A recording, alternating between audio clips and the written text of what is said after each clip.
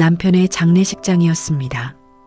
30년을 함께한 남편이 이렇게 차갑게 식어버린 사진 속 모습으로만 남았습니다. 저는 영정 앞에 무릎을 꿇고 눈물을 쏟아냈습니다. 가슴이 찢어지는 것 같았습니다. 어떻게 나를 이렇게 홀로 두고 먼저 갈 수 있느냐고 그렇게 원망하며 울고 있었습니다. 그때 아들 내외가 제 옆에 섰습니다. 며느리가 아들의 팔을 살짝 잡아당기며 눈빛을 주고받는 게 보였습니다. 뭔가 이상했습니다. 장례식장에서 저런 눈빛을 주고받을 일이 있을까요? 아들이 입을 열었습니다.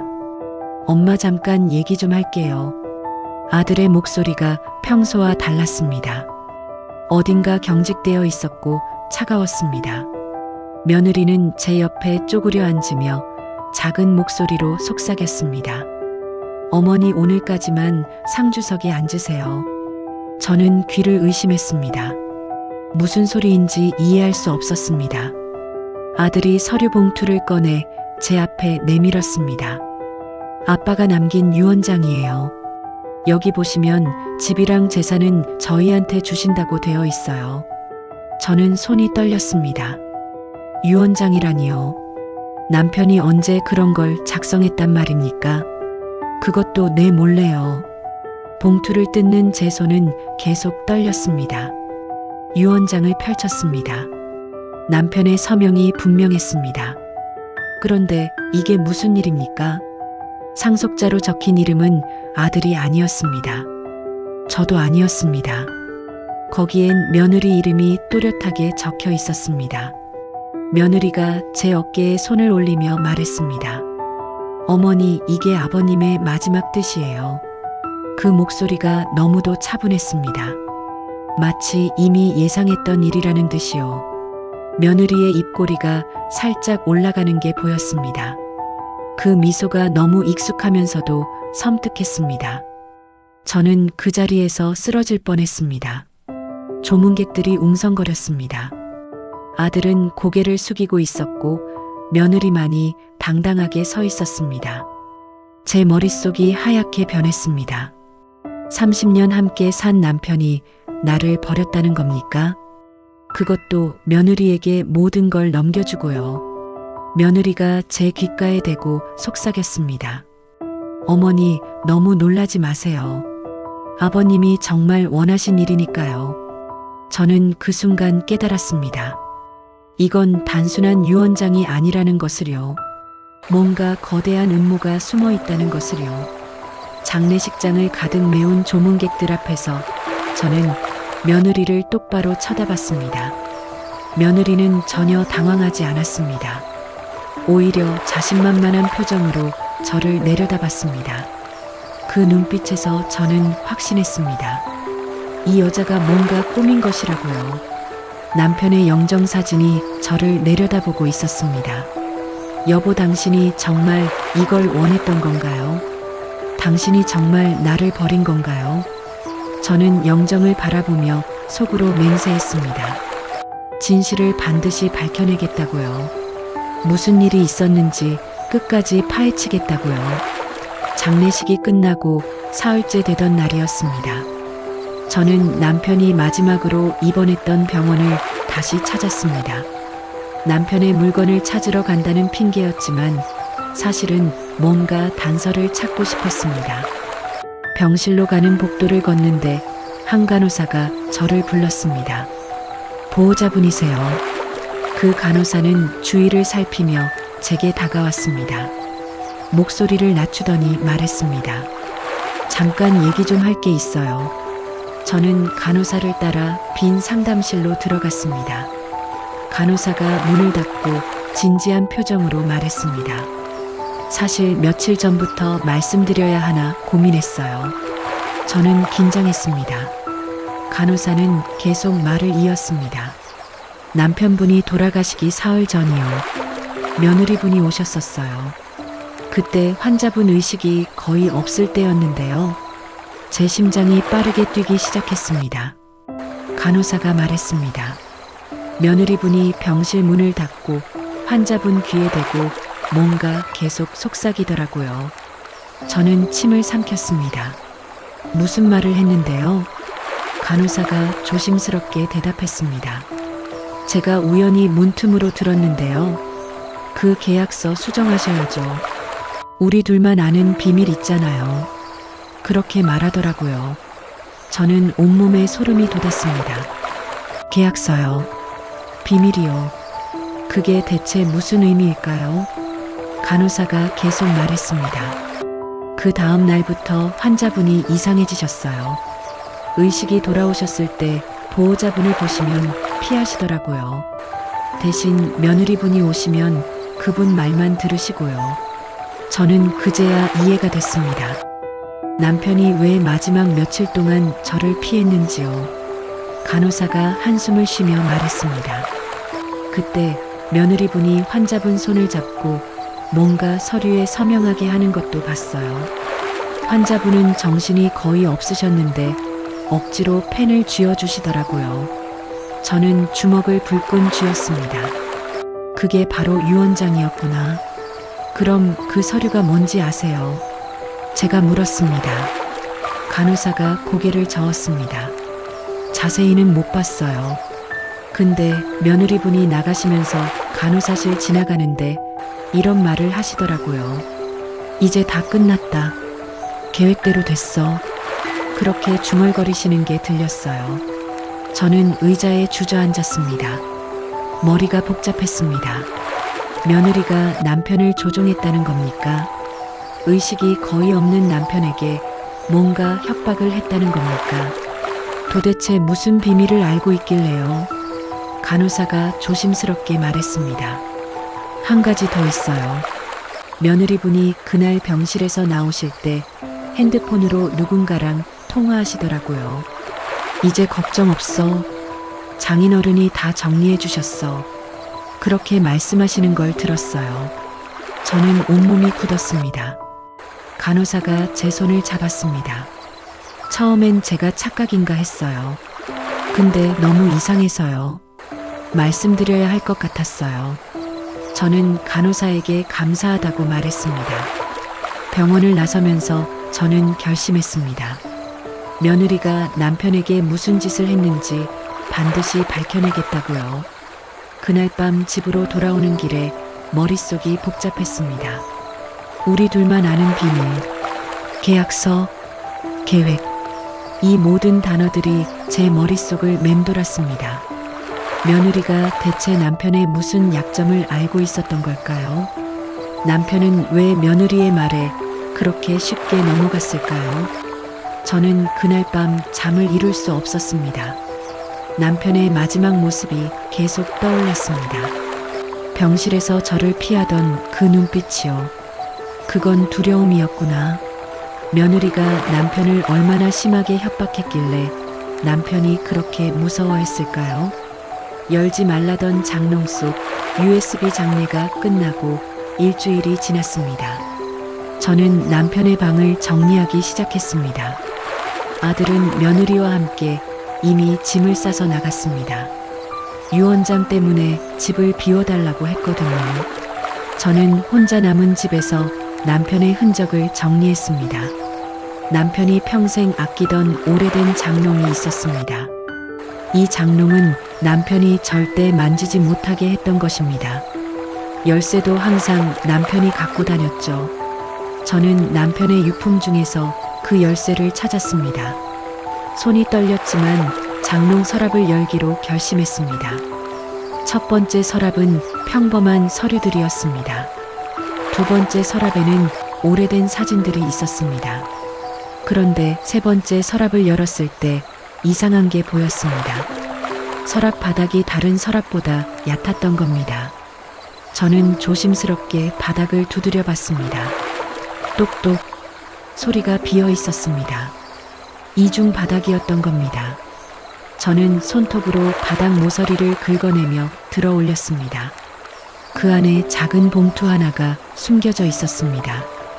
봉투를 꺼내자 무언가 작고 딱딱한 게 만져졌습니다. 봉투를 열자 작은 USB 하나가 떨어졌습니다. USB에는 라벨이 붙어 있었습니다. 절대 열지 마라 H. H는 제 이름 혜진의 첫 글자였습니다. 남편이 저를 위해 숨겨둔 것일까요? 아니면 저에게 보이지 말라는 뜻이었을까요? 저는 컴퓨터를 켜고 USB를 꽂았습니다. 파일이 3개 있었습니다.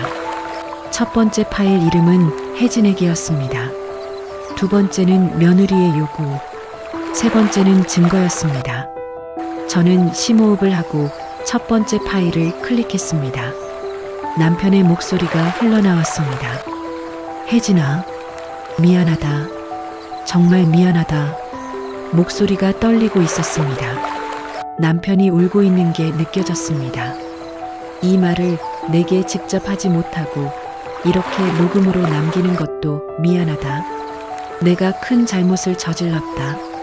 젊은 시절의 말이다. 너한테 차마 말하지 못했던 일이 있어. 저는 숨을 죽이고 들었습니다. 남편이 계속 말했습니다. 20년 전에 나는 잠깐이지만 다른 여자를 만났었다. 출장지에서였어. 제 심장이 쿵쾅거렸습니다. 남편의 외도를 처음 알게 된 순간이었습니다. 그런데 더 충격적인 말이 이어졌습니다. 그 일은 단 한 번이었고 나는 그 후로 너무 후회했어. 그래서 평생 내게 잘하려고 노력했던 거야. 그런데 며느리가 그 사실을 알아냈어. 어떻게 알았는지는 모르겠어. 며느리가 나한테 와서 말했어. 그때 만났던 여자의 딸이 바로 자기라고. 제 머리가 멍해졌습니다. 며느리가 남편의 딸이라고요. 그럼 아들이 배다른 누나와 결혼한 겁니까? 남편의 목소리가 계속됐습니다. 처음엔 나도 믿지 않았어. 근데 며느리가 증거를 보여줬어. 그 여자와 나의 사진, 시간, 장소, 모든 게 정확했어. 며느리가 말했어. 자기가 임신한 아이의 아버지가 나라고. 저는 입을 막았습니다. 며느리가 임신했을 때가 떠올랐습니다. 그때 며느리가 아들과 급하게 결혼했었죠.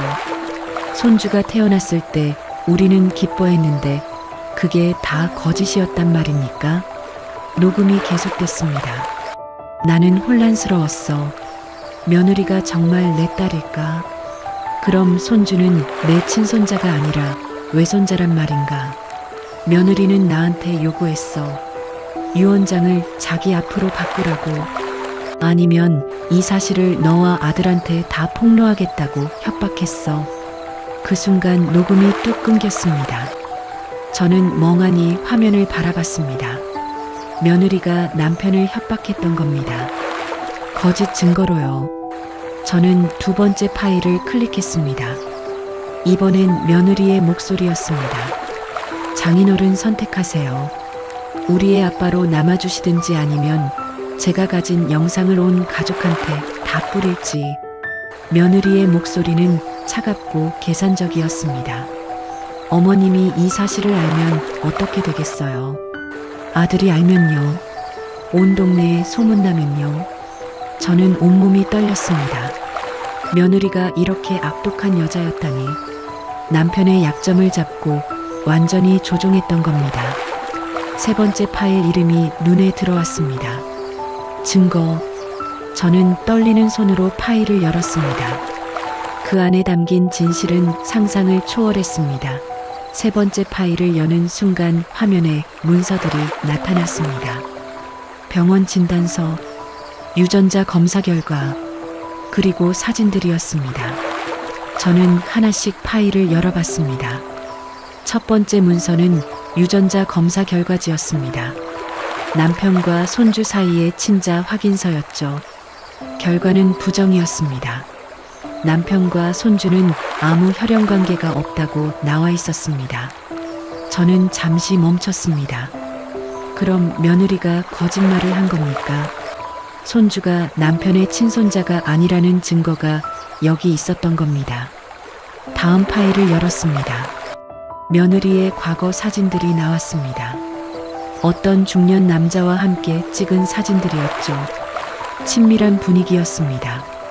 사진 날짜를 보니 며느리가 아들과 사귀던 시기였습니다. 저는 파일 이름을 읽었습니다. 진짜 아버지. 그 순간 모든 게 이해됐습니다. 며느리는 다른 남자와 바람을 피우다 임신했던 겁니다. 그 남자는 유부남이었고 책임질 수 없는 상황이었겠죠. 그래서 며느리는 우리 아들을 이용한 겁니다. 순진한 아들과 급하게 결혼해서 아이를 낳은 거예요. 다음 문서에는 더 충격적인 내용이 있었습니다. 사립탐정 보고서였습니다. 남편이 며느리를 조사했던 겁니다. 보고서에는 며느리의 모든 거짓말이 낱낱이 밝혀져 있었습니다. 며느리가 주장한 어머니는 남편이 만났던 여자가 아니었습니다. 며느리는 처음부터 거짓 증거를 만들어낸 겁니다. 오래된 사진을 조작하고 가짜 DNA 검사지를 위조했던 거죠. 남편이 죄책감에 시달리던 걸 이용해서 완벽한 덫을 만든 겁니다. 남편은 며느리의 말을 믿어버렸고 그게 평생의 고통이 됐던 거예요. USB에 남편의 메모가 하나 더 있었습니다. 저는 메모를 열었습니다. 혜진아, 내가 얼마나 바보 같았는지 이제 알겠어. 며느리에게 완전히 속았던 거야. 손주가 내 핏줄이 아니라는 걸 확인했을 때 나는 무너졌어. 하지만 이미 유언장을 며느리 앞으로 바꾼 후였어. 며느리는 나를 완벽하게 조종했어.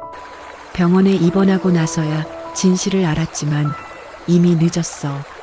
며느리는 매일 병실에 와서 나를 협박했어. 조용히 죽으라고. 저는 눈물이 흘렀습니다. 남편이 마지막 순간에 얼마나 괴로웠을지 상상이 됐습니다.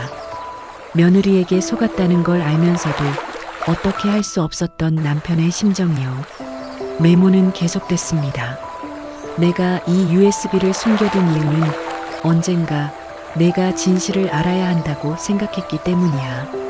며느리가 우리 가족을 어떻게 파괴했는지, 그 여자가 얼마나 악독한지, 내가 이걸 찾았다면 부디 우리 아들을 지켜줘. 아들도 며느리한테 속고 있어. 손주가 자기 친자식인 줄 알고 있잖아.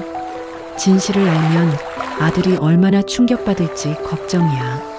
하지만 거짓 속에 사는 것보다는 고통스러워도 진실을 아는 게 나을 거야. 저는 마지막 폴더를 열었습니다. 녹음 파일이 여러 개 있었습니다. 며느리가 남편을 협박하던 대화들이 모두 녹음되어 있었습니다. 첫 번째 녹음을 재생했습니다. 며느리의 목소리가 차갑게 들렸습니다. 아버님, 착각하지 마세요. 전 당신 딸이 아니에요. 처음부터 거짓말이었죠. 저는 숨이 막혔습니다. 며느리가 남편에게 직접 거짓말이었다고 고백했던 겁니다. 그럼 남편은 알고 있었다는 겁니까? 며느리의 말이 계속됐습니다. 근데 어머님이나 아들한테는 제가 당신 딸이라고 믿게 만들 수 있어요. 제가 만든 증거들 완벽하거든요. 당신이 외도했다는 증거도 있고요. 그러니까 조용히 제 말만 들으세요. 유언장 며느리 앞으로 바꾸시고요. 남편의 떨리는 목소리가 들렸습니다. 이건 사기야. 범죄라고. 며느리가 비웃었습니다. 누가 믿겠어요? 아버님 말을요? 아니면 제 말을요? 전 완벽한 며느리였잖아요. 모두가 저를 좋아했고요. 아버님이 뭐라고 해도 아무도 안 믿을걸요. 저는 주먹을 불끈 쥐었습니다. 며느리가 이렇게까지 악독했다니.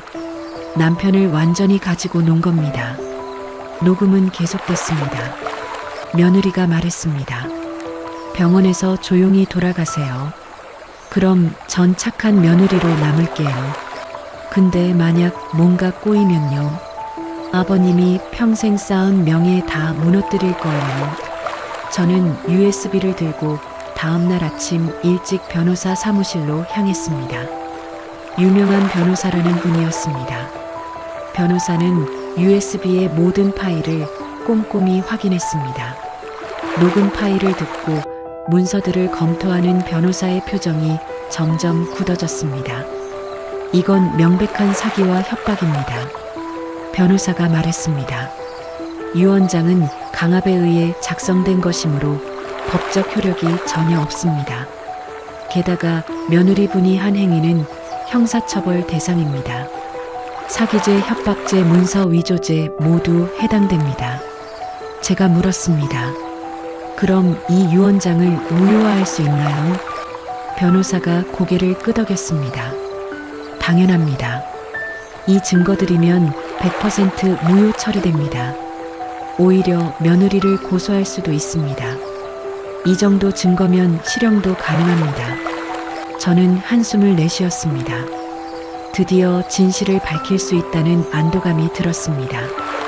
변호사가 말했습니다. 며느리분과 아드님을 한자리에 모으시죠. 제가 배석하겠습니다.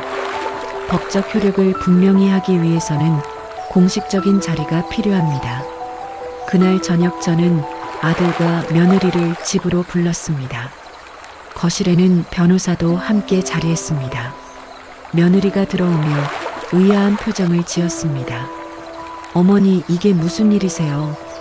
변호사까지 계시고요. 목소리에 경계심이 묻어났습니다. 앉으세요. 제가 차갑게 말했습니다. 오늘 할 얘기가 있어요. 아들이 불안한 얼굴로 소파에 앉았습니다. 며느리는 여전히 당당한 표정으로 제 옆에 앉았습니다. 저는 테이블 위에 USB를 올려놓았습니다. 이게 뭔데요? 며느리가 물었습니다. 하지만 목소리가 미세하게 떨렸습니다. 저는 며느리의 눈을 똑바로 쳐다봤습니다. 당신 남편을 어떻게 속였는지 다 들어있어요. 며느리의 얼굴이 하얗게 변했습니다. 저는 노트북을 켜고 첫 번째 녹음 파일을 재생했습니다. 며느리가 남편을 협박하는 목소리가 거실에 울려 퍼졌습니다. 아버님, 착각하지 마세요. 전 당신 딸이 아니에요. 처음부터 거짓말이었죠. 아들의 얼굴이 굳어졌습니다. 여보, 이게 무슨 소리야? 아들이 며느리를 돌아봤습니다. 며느리는 입술을 깨물며 아무 말도 하지 못했습니다. 저는 계속 파일을 재생했습니다. 며느리가 남편에게 유언장을 바꾸라고 협박하는 내용들이 쏟아져 나왔습니다. 다음은 유전자 검사 결과입니다. 변호사가 서류를 꺼내며 말했습니다. 손주와 아버님 사이에는 혈연 관계가 전혀 없는 것으로 나왔습니다. 며느리님이 주장한 내용은 모두 거짓이었습니다. 아들이 벌떡 일어섰습니다. 이게 대체 무슨 소리야? 아들이 소리쳤습니다. 우리 아이가 할아버지 손주가 아니라고. 그럼 친아버지가 누구냐고. 며느리는 고개를 숙인 채 아무 말도 하지 못했습니다. 손이 부들부들 떨리고 있었습니다. 저는 며느리와 다른 남자의 사진을 꺼내 테이블에 던졌습니다. 이 사람이죠.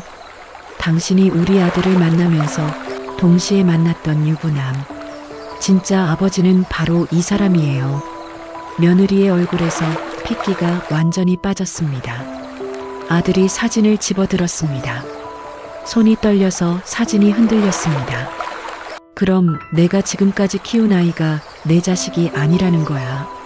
당신, 대답해봐. 이게 사실이야. 며느리는 울먹이기 시작했습니다. 미안해 여보. 나도 어쩔 수 없었어. 그 사람이 책임 안 진다고 했고 나는 혼자 아이를 키울 수 없었어. 그래서 아들이 소파를 내리쳤습니다. 그래서 나를 속인 거야. 나를 이용한 거냐고. 며느리는 눈물을 흘리며 고개를 숙였습니다. 변호사가 차분하게 말했습니다. 며느리님이 한 행위는 결혼 사기에 해당합니다. 게다가 아버님을 협박해서 유언장을 위조하게 한 것은 중범죄입니다. 지금이라도 자수하시는 게 형량을 줄이는 길입니다. 며느리가 갑자기 제 앞에 무릎을 꿇었습니다. 어머니 제발이요. 저 정말 잘못했어요. 용서해 주세요. 합의할 수 있잖아요. 제발 고소는 하지 말아주세요. 저는 며느리를 내려다봤습니다. 냉정한 목소리로 말했습니다. 당신은 우리 가족을 완전히 파괴했어요. 남편을 죽음으로 몰고 갔고 아들을 속였어요. 이제 와서 용서를 빌어요. 너무 늦었어요. 며느리는 바닥에 엎드려 울기 시작했습니다. 아들은 며느리를 차갑게 내려다보며 말했습니다. 이혼할 거야. 당장 집 나가. 며느리가 아들의 바지를 붙잡았습니다. 여보 제발 우리 아이 생각해서라도. 아들이 며느리의 손을 뿌리쳤습니다. 내 아이가 아니잖아. 다 거짓말이었잖아. 이제 내 얼굴도 보기 싫어. 며느리는 마지막으로 저를 쳐다봤습니다. 그 눈빛에는 원망과 분노가 가득했습니다. 어머니 후회하실 거예요. 세상은 결국 돈 가진 사람이 이기는 거예요. 제가 조용히 말했습니다. 돈보다 무서운 게 진실이에요. 다음날 변호사 사무실에서 정식으로 유언장 무효 절차가 시작됐습니다. 며느리 앞으로 작성된 유언장은 법원에서 즉시 무효 판정을 받았습니다. 협박에 의한 강요로 작성됐다는 증거가 명백했기 때문입니다. 변호사가 설명했습니다. 원래 유언장이 없으면 법정 상속 순서대로 진행됩니다. 배우자인 사모님이 절반을 받으시고 나머지는 자녀가 받습니다. 며느리는 상속인이 아니므로 아무것도 받을 수 없습니다. 며느리는 변호사 사무실 밖에서 기다리고 있었습니다. 판결 내용을 듣자 며느리의 얼굴이 일그러졌습니다. 이럴 수가. 며느리가 중얼거렸습니다. 완벽하게 계획했는데 모든 게 물거품이 됐어.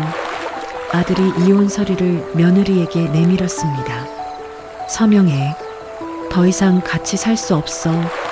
며느리는 서류를 집어던졌습니다. 싫어. 나 이혼 안 해. 당신이 날 어떻게 할 건데? 아들이 차갑게 말했습니다. 법적으로 사기 결혼이야. 이혼 사유로 충분해. 내가 원하든 원하지 않든 이혼은 될 거야. 며느리는 주저앉아 울기 시작했습니다. 하지만 그 눈물에는 진심이 없었습니다. 계산적인 눈빛이 여전히 남아 있었습니다. 며느리가 갑자기 일어나 제게 다가왔습니다. 어머니 마지막으로 한 번만 기회를 주세요. 제가 합의금을 드릴게요. 고소만 취하해 주시면 조용히 사라질게요. 저는 고개를 저었습니다. 당신이 한 짓을 생각하면 절대 안 돼요. 며느리의 표정이 순식간에 차갑게 변했습니다. 후회하실 거예요. 저 가만 있지 않을 거예요. 어떻게든 복수할 거예요. 변호사가 며느리를 제지했습니다. 협박으로 들릴 수 있는 발언은 조심하시죠. 증거로 남습니다. 며느리는 마지막으로 저를 노려봤습니다. 그 눈빛에는 증오가 가득했습니다. 며느리가 돌아서서 사무실을 나갔습니다. 문을 쾅 닫는 소리가 복도에 울려 퍼졌습니다. 저는 한숨을 내쉬었습니다. 드디어 끝났구나. 하지만 며느리는 쉽게 포기하지 않았습니다. 다음날 며느리는 언론에 이 사건을 폭로했습니다. 자신이 피해자인 것처럼 왜곡해서요. 시어머니가 며느리를 모함하고 쫓아냈다는 식으로 기사가 났습니다. 아들이 분노했습니다. 저 여자가 어떻게 저럴 수가 있어요. 끝까지 거짓말을 하네요. 저는 차분하게 말했습니다. 괜찮아. 우리한테는 증거가 있잖니. 진실은 언제나 밝혀지게 되어 있어. 변호사가 즉시 반박 자료를 준비했습니다. USB의 녹음 파일과 문서들을 언론사에 제공했습니다. 며칠 후 기사가 정정됐습니다. 며느리의 사기 행각이 모두 드러났습니다. 여론은 순식간에 며느리를 비난하기 시작했습니다. 며느리는 더 이상 버틸 수 없었습니다. 사람들의 손가락질을 받으며 동네를 떠나야 했습니다. 이혼 절차도 빠르게 진행됐습니다. 아들은 친자 확인 결과를 근거로 양육권도 포기하겠다고 했습니다. 며느리가 마지막으로 집에 짐을 찾으러 왔습니다. 저는 현관에서 며느리를 마주했습니다. 며느리가 비웃으며 말했습니다. 어머니 이기셨네요. 축하드려요. 하지만 행복하실 수 있을까요? 가족이 다 망가졌는데요. 저는 담담하게 대답했습니다. 망가진 건 당신이 우리를 속였기 때문이에요. 당신이 떠나면 우리는 다시 회복할 거예요. 며느리가 코웃음을 쳤습니다. 그렇게 믿고 싶으시겠죠? 근데 아드님은 평생 이 상처를 안고 살 거예요. 아들이 계단에서 내려왔습니다. 당신 목소리 듣기도 싫으니까 빨리 나가줘. 며느리는 마지막으로 아들을 쳐다봤습니다. 여보, 미안해. 진심이야. 아들이 고개를 돌렸습니다. 이제 남남이야. 다시는 연락하지 마. 며느리는 짐을 들고 집을 나섰습니다. 현관문이 닫히는 소리와 함께 며느리가 완전히 우리 삶에서 사라졌습니다. 아들은 소파에 주저앉았습니다. 엄마, 저 어떻게 해야 해요? 제 인생이 다 거짓말이었어요. 저는 아들의 어깨를 감싸 안았습니다. 괜찮아. 이제 새로 시작하면 돼. 아들이 울먹였습니다. 그 아이는 어떡해요? 제 자식이 아니라는 게 믿기지가 않아요. 저는 아들의 등을 토닥였습니다. 그 아이도 피해자야. 내가 원한다면 계속 만날 수 있어. 변호사가 나중에 연락을 해왔습니다. 집행유예가 나올 가능성이 높지만 전과자가 되는 건 피할 수 없다고 했습니다. 저는 아들을 불렀습니다. 아들이 방에서 나왔습니다. 무슨 일이세요, 엄마? 제가 화면을 가리키며 말했습니다. 아빠가 너한테 남긴 파일이 있어. 같이 들어보자. 아들이 제 옆에 앉았습니다. 파일을 재생하자 남편의 목소리가 흘러나왔습니다. 아들아, 이 녹음을 듣고 있다면 아마 모든 진실을 알게 됐겠구나. 며느리가 우리 가족을 어떻게 속였는지, 내가 얼마나 충격받았을지 아빠는 잘 알아.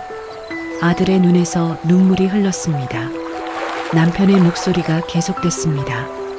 아빠도 너무 괴로웠다. 며느리한테 속았다는 걸 알았을 때 정말 죽고 싶었어. 하지만 아빠는 마지막까지 우리 가족을 지키고 싶었어.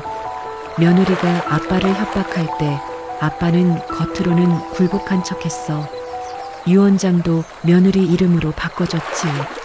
하지만 그건 다 계획이었단다. 며느리를 안심시키기 위한 거짓이었어. 저는 숨을 죽이고 들었습니다. 진짜 유언장은 따로 있어. 아빠는 며느리한테 속기 전에 이미 모든 재산을 내 엄마 이름으로 정리해뒀어. 집도 예금도 주식도 전부 내 엄마 앞으로 되어 있단다. 며느리가 아무리 흔들어도 소용없게 만들어놨어. 아들이 저를 돌아봤습니다. 엄마, 이게 무슨 말이에요? 저도 놀라서 아무 말도 할 수 없었습니다. 남편의 목소리가 계속됐습니다. 며느리한테 보여준 유언장은 가짜야. 효력이 없는 서류였어. 진짜 법적 유언장은 변호사 사무실에 보관되어 있어. 아빠가 왜 이렇게 복잡하게 했냐고. 그건 며느리의 정체를 완전히 밝히기 위해서였어. 며느리가 얼마나 악독한지 증거를 모으는 시간이 필요했거든. 며느리가 안심하고 본색을 드러내게 하려고 일부러 속은 척한 거야. 아들이 흐느끼기 시작했습니다. 아빠가 그렇게 계획하고 있었다니. 남편의 목소리가 더 따뜻해졌습니다. 아들아, 내 잘못이 아니야. 며느리한테 속은 건 아빠도 마찬가지였어. 우리 모두 피해자야. 하지만 이제 진실이 밝혀졌잖니. 며느리는 떠났고 너희 엄마가 지켜졌어. 아빠가 가장 걱정했던 건 내 엄마였어. 평생 함께한 사람인데 며느리 때문에 고생하게 할 수 없었거든. 아들아, 내 엄마는 강하고 현명한 사람이야. 아빠보다 훨씬 더 강해. 재산은 이미 모두 내 엄마 앞으로 정리해뒀어. 며느리가 아무리 흔들어도 진짜 주인은 내 엄마야. 엄마를 잘 모시고 살아라. 그리고 손주 얘기를 하자면 혈연은 아니지만 내가 사랑으로 키운 아이잖니. 내가 원한다면 계속 아빠로 남아도 돼. 혈연보다 중요한 건 사랑이야. 아빠가 너한테 해주고 싶은 말이 바로 그거야. 남편의 목소리가 잠시 멈췄다가 다시 이어졌습니다. 아들아, 아빠는 내가 자랑스럽다. 착하고 성실하게 자라줘서 고마워. 이번 일로 상처받았겠지만 꼭 이겨내렴. 너는 할 수 있어. 아빠가 믿어. 혜진아, 당신도 이 녹음을 듣고 있겠지. 평생 미안하고 고마웠어. 당신을 만나서 행복했어. 마지막까지 당신을 지키고 싶었어. 부디 오래오래 건강하게 살아줘. 아들 잘 돌봐주고 우리 가족 모두 사랑해. 며느리 같은 사람 때문에 무너지지 마. 우리는 강한 가족이야. 서로 의지하면서 잘 살아가렴. 아빠는 항상 너희 곁에서 지켜보고 있을게. 사랑한다. 녹음이 끝났습니다. 거실은 고요했습니다. 아들과 저는 한참 동안 아무 말도 하지 못했습니다.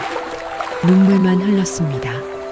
남편이 마지막 순간까지 우리를 생각하고 있었다는 게 느껴졌습니다. 아들이 제 손을 잡았습니다. 엄마, 아빠가 정말 대단한 분이셨네요. 마지막까지 우릴 지켰어요. 저는 아들의 손을 꽉 잡았습니다.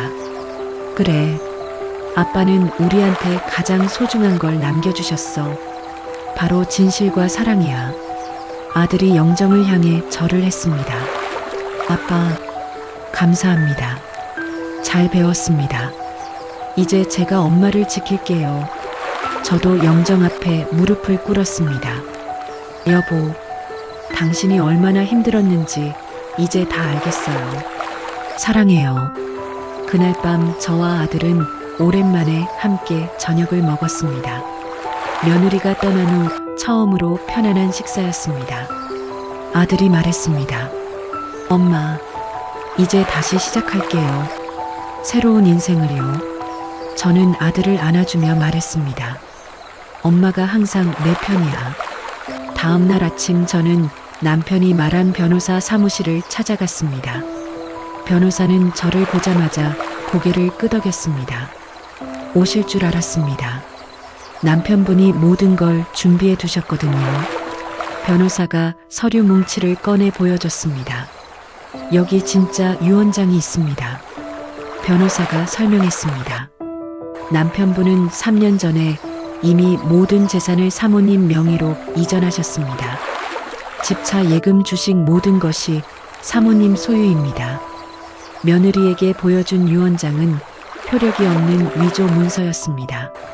저는 놀라서 물었습니다. 그럼 남편이 일부러 그렇게 한 건가요? 변호사가 고개를 끄덕였습니다. 남편분이 며느리의 본성을 알아차리셨던 것 같습니다. 며느리가 뭔가 노리고 있다는 걸 느끼셨나 봅니다. 그래서 일부러 며느리를 시험하신 거죠.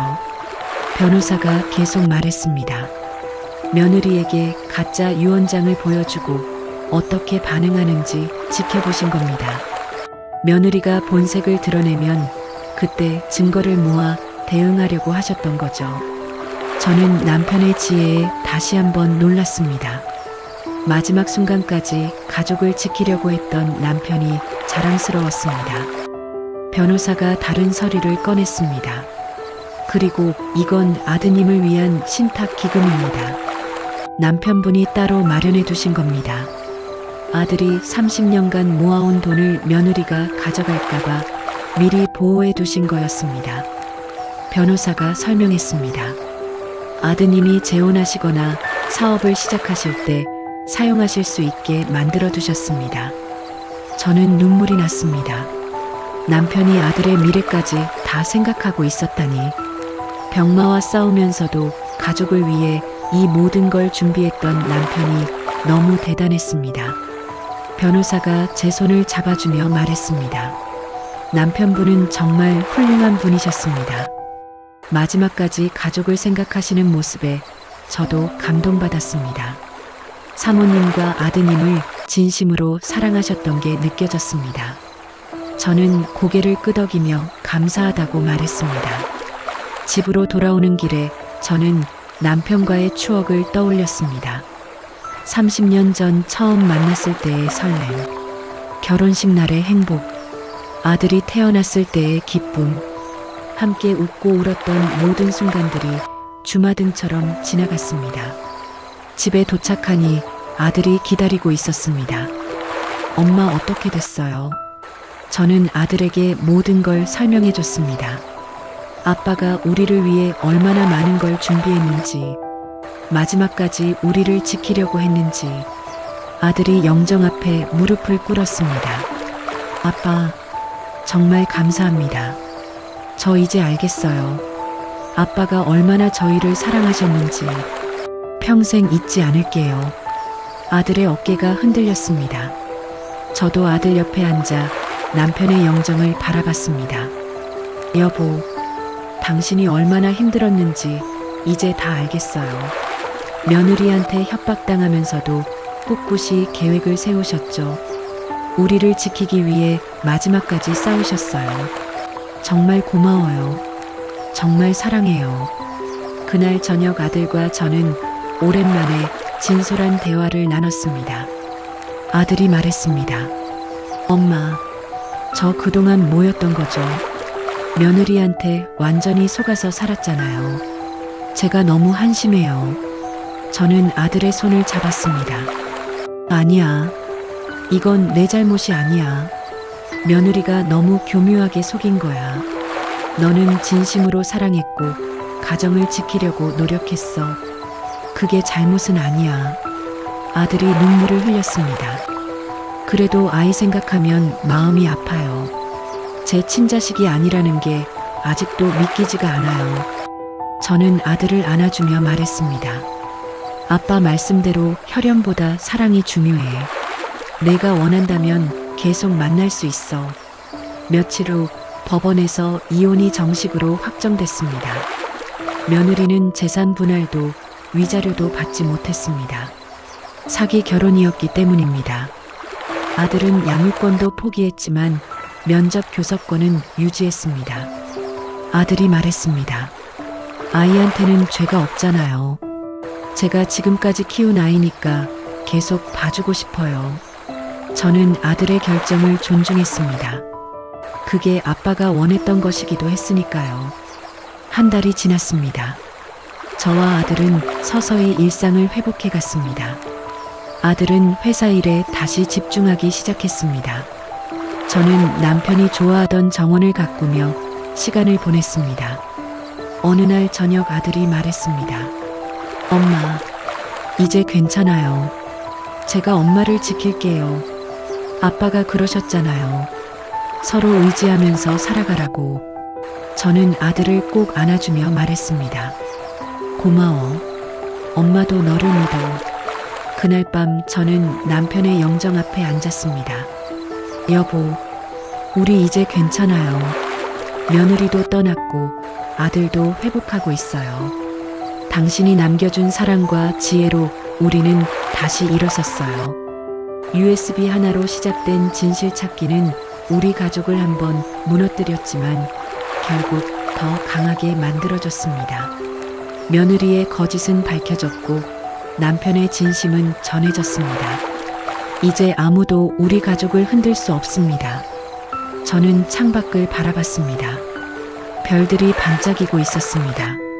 남편도 저 하늘 어딘가에서 우리를 지켜보고 있겠죠. 저는 속삭였습니다. 여보, 사랑해요. 우리 가족 지켜줘서 고마워요. 아들이 방에서 나와 제 옆에 앉았습니다. 엄마, 내일부터 다시 열심히 살게요. 아빠가 자랑스러워 하실 수 있게요. 저는 아들의 어깨를 토닥이며 말했습니다. 아빠는 이미 너를 자랑스러워하고 계셔. 그날 밤 저는 오랜만에 편안하게 잠들었습니다. 남편이 꿈에 나타났습니다. 웃으며 손을 흔들고 있었습니다. 잘했어, 혜진아. 고생 많았어. 사랑해. 저는 꿈속에서 남편에게 대답했습니다. 나도 사랑해, 여보. 아침에 눈을 떴을 때 제 뺨에는 눈물이 흘러내리고 있었습니다.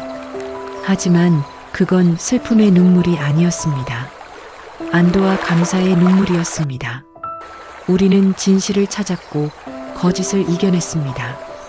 이제 더 이상 아무도 우리 가족을 흔들 수 없습니다. 남편이 남긴 마지막 사랑이 우리를 지키고 있으니까요. 저와 아들은 서로를 의지하며 새로운 시작을 준비했습니다. 이게 바로 남편이 원했던 모습입니다. 여러분, 이 이야기를 끝까지 들어주셔서 정말 감사합니다. 한 통의 USB가 밝혀낸 진실, 그리고 남편이 마지막까지 지키려 했던 가족의 이야기였습니다.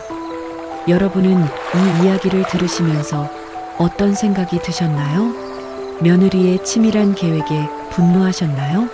아니면 남편의 마지막 사랑에 감동하셨나요? 댓글로 여러분의 생각을 꼭 남겨주세요. 만약 이 이야기가 여러분의 마음을 울렸다면 좋아요 버튼으로 응원해주시고 구독과 알림 설정까지 해주신다면 더 많은 이야기로 찾아뵙겠습니다. 세상에는 아직도 밝혀지지 않은 진실들이 너무나 많습니다. 다음 이야기도 기대해주세요. 여러분 모두 행복하세요.